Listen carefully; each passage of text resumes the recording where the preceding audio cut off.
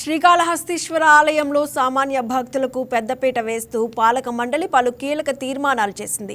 MLA Bojjala Sudheer Reddy, ఆలయ chairman కొట్టే Sai Prasad, EO Venkateswarlu ఆధ్వర్యంలో నేడు పాలక మండలి సమావేశం జరిగింది.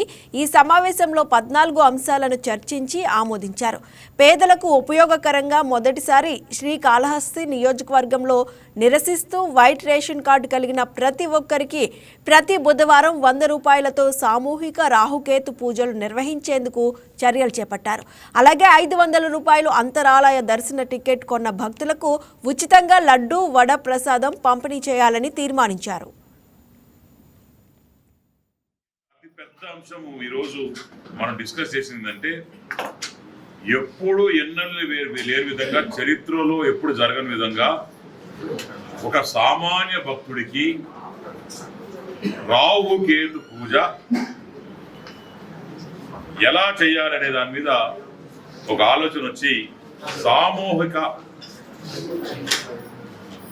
రాహుకేతు పూజ అని పెట్టి 100 రూపాయలు ఛార్జ్ చేసి ఎవ్రీ వెనస్డే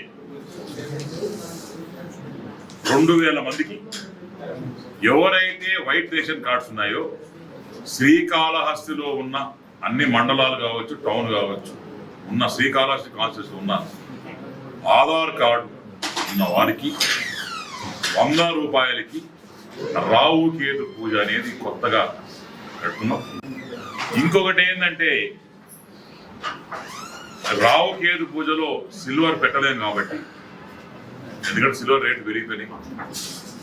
2 పెద్దవి ఏవైతే నాగుపాములు ఉంటాయో పెట్టి రాహుకేతులు ఉంటారు అవన్నీ పెట్టి ఏ రకంగా మరి అన్ని పూజలు చేస్తాం. ఈ 100 రూపాయలు కూడా ఎందుకు తీసుకుంటామంటే ప్రీ బుకింగ్ కోసం.